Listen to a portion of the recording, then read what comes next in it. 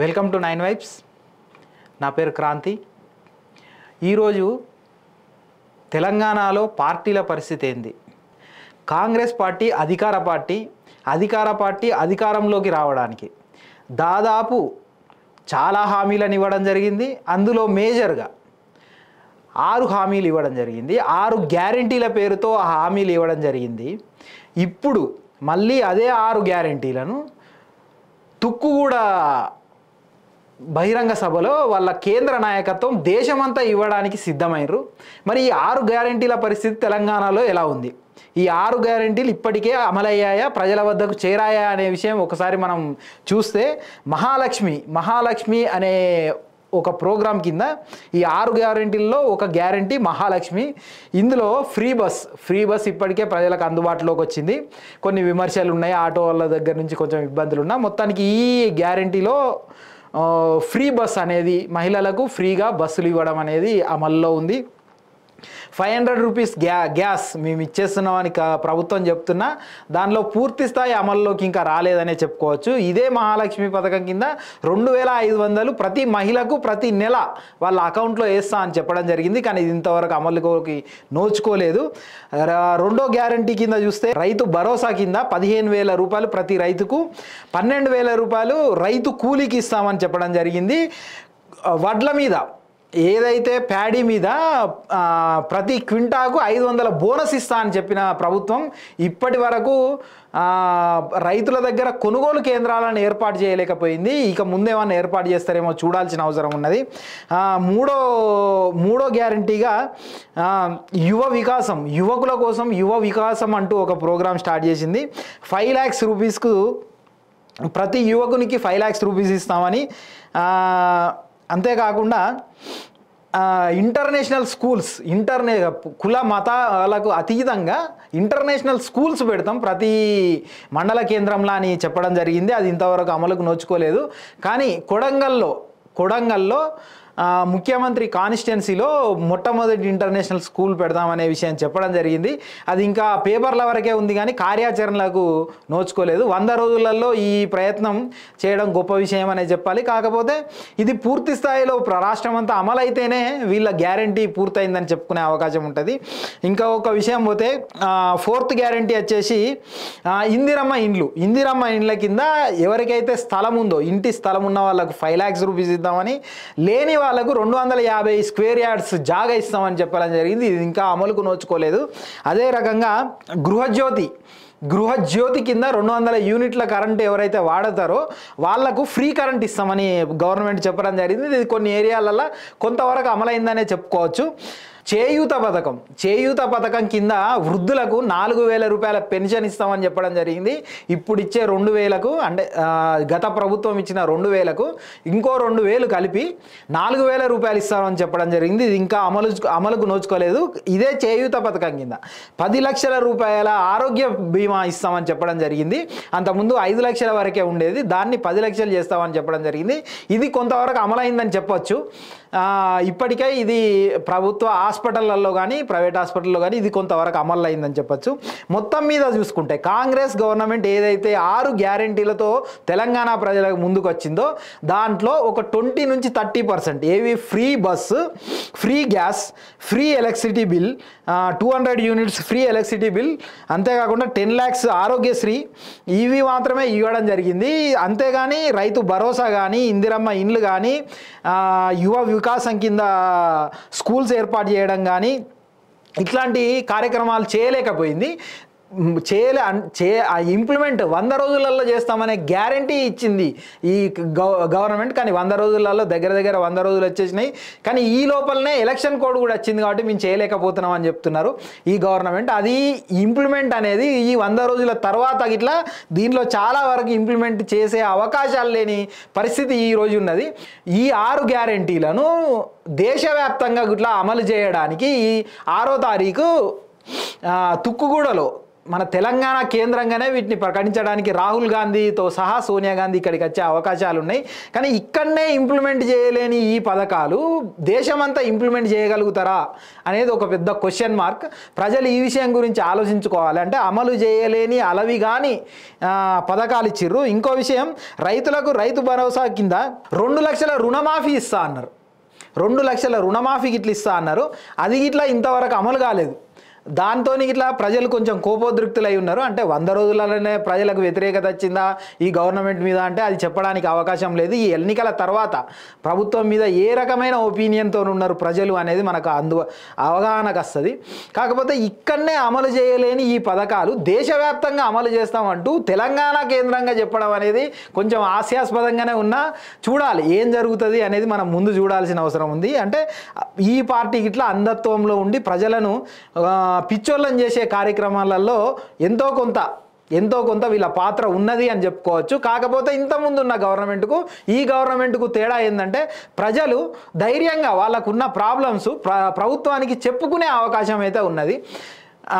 ఈ గవర్నమెంట్ గురించి ఇది మాట్లాడుకుంటే ఇకపోతే బీఆర్ఎస్ పార్టీ గురించి మాట్లాడుతున్నాం. గత ప్రభుత్వంలో అధికారం ఉన్న బీఆర్ఎస్ పార్టీ గురించి మాట్లాడుకునే క్రమంలో 53 కోట్లు కార్ రేసింగ్లా కేటీఆర్కు సంబంధించి ఈ ఇష్యూ మొదటి నుంచి జర్నలిస్టులు కానీ ప్రజలు కానీ బహిరంగంగా అడుగుతున్నారు. కార్ రేసింగ్ సంబంధించి 53 కోట్ల రూపాయలు బదిలీ జరిగింది. అఫీషియల్గా గవర్నమెంట్ సొమ్ము బదిలీ చేయడం జరిగింది. అరవింద్ కుమార్ అనే ఒక అధికారి, ఈ అధికారి ఎవరి కింద పనిచేసిందంటే కేటీఆర్ కింద పనిచేసిన అధికారి.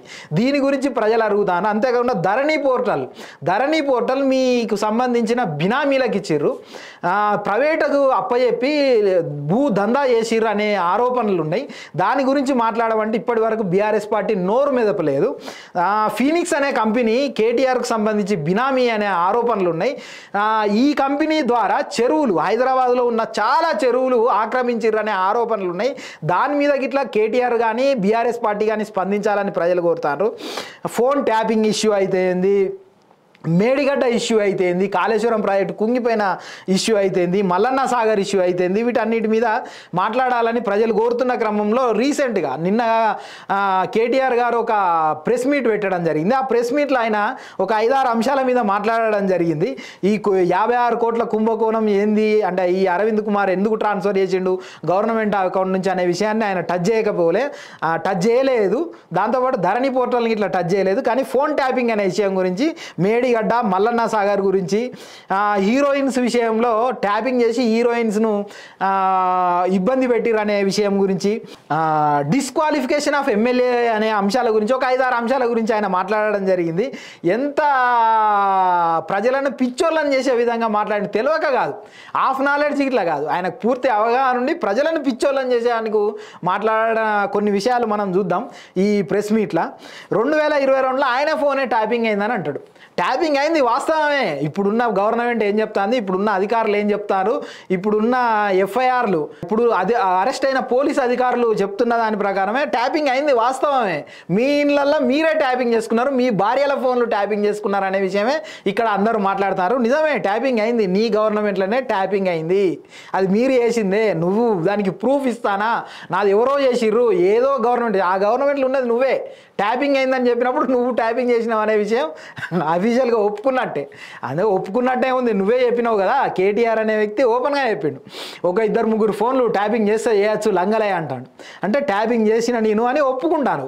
ఒప్పుకున్నప్పుడు నువ్వు ప్రూఫ్ ఇట్లా నా దగ్గరికి ఇట్లా ప్రూఫ్ ఉన్నది, నేను ట్యాపింగ్ చేసినా అని చెప్తానవా? ప్రజలకు ఏం చెప్పాలనుకుంటారు మీరు?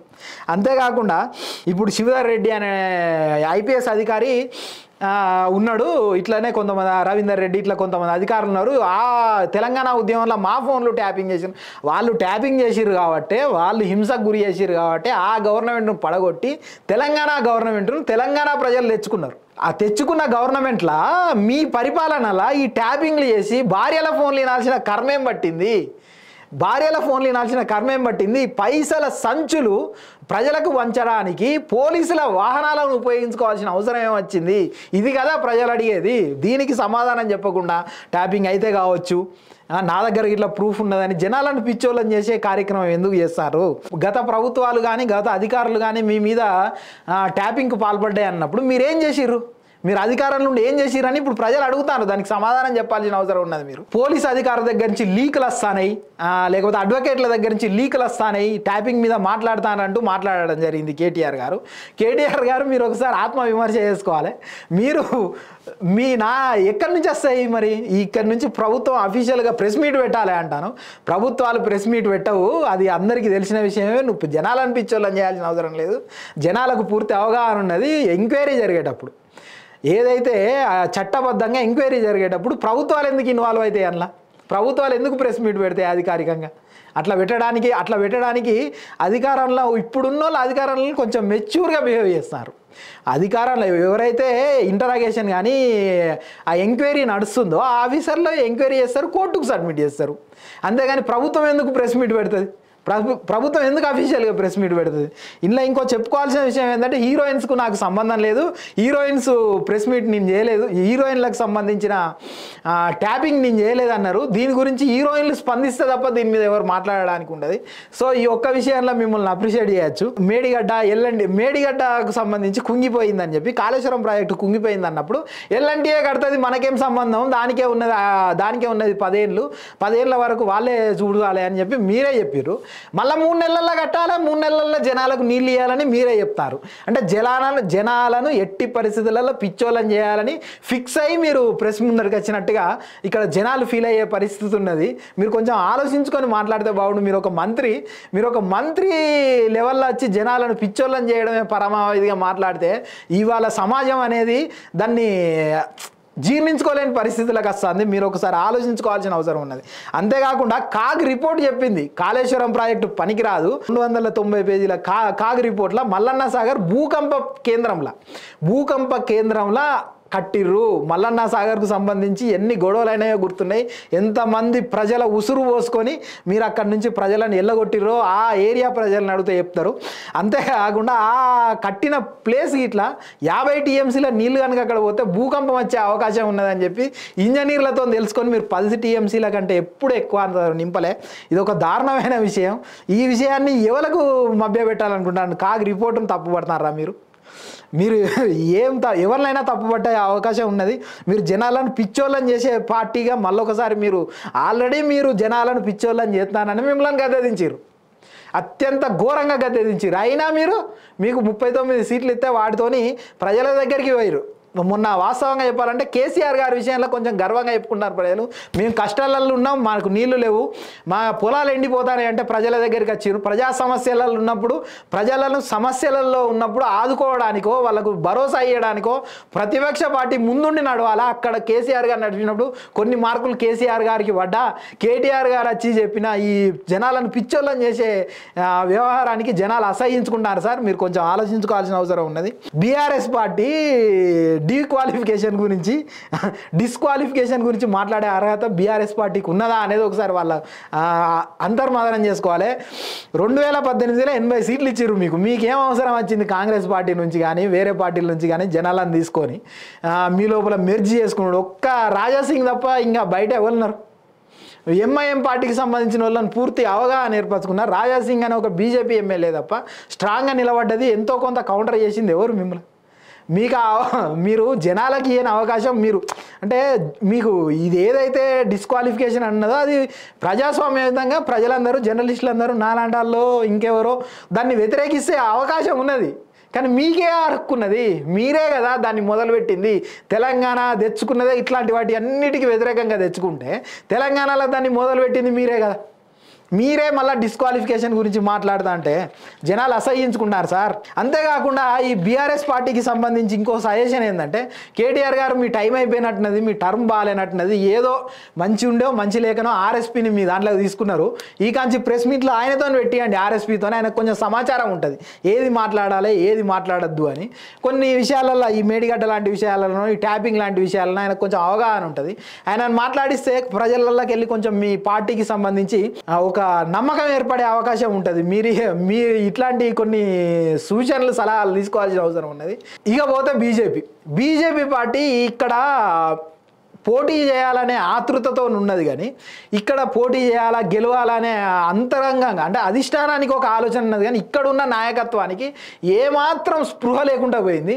ప్రజలు నీళ్లు లేవు, నిప్పులు లేవు, వాళ్ళకు సంబంధించిన పంటలు ఎండిపోతా అంటే, నీళ్లు లేక తాగునీళ్ళు లేక గోసపడతా అంటే మీరు జనాల దగ్గరికి పోయి అడగాల్సిన అవసరం పోయి జనాలలో లేకుండా ఒక్క బండి సంజయ్ తప్ప మిగిలిన ఎవ్వరు ఇట్లా ఆ రఘునందన్ రావు అనుకుంటా, రఘునందన్ రావు ఎక్కడో మేడ్చల్ ఆయనకు సంబంధించిన మెదక్లు ఎక్కడో తిరుగుతాడు. కానీ మిగిలిన నాయకులు పోతలేరు. అధినాయకత్వం గుర్తించి మీరు పోవట్లేదు, మీరు ఎక్కడికి గిట్లా ప్రచారానికి గిట్లా పోతలేరని అధినాయకత్వం మిమ్మలను తిట్టే పరిస్థితికి తెచ్చుకుంటారు. అంటే ఇంత నిస్సత్వ, ఇంత నిర్లక్ష్యం, ప్రజలతోని మమేకం కావాలని ఏమాత్రం ఆలోచన లేని మిమ్మల్ని ఈసారి ఎందుకు ప్రజలు ఎన్నుకోవాలి? ఒకసారి మీరు ఆత్మవిమర్శ చేసుకోవాలి బీజేపీ వాళ్ళు ఇట్లా. అంటే ఇక్కడ తెలంగాణలో ఉన్న మేజర్ పార్టీలు ప్రజలను పిచ్చోళ్ళని చేసే క్రమంలో ముందుకు పోతాయి. ఇదండి ఇవాళ తెలంగాణ రాజకీయం, ఇవాళ తెలంగాణలో ఉన్న పరిస్థితులు. Signing off, Kranti.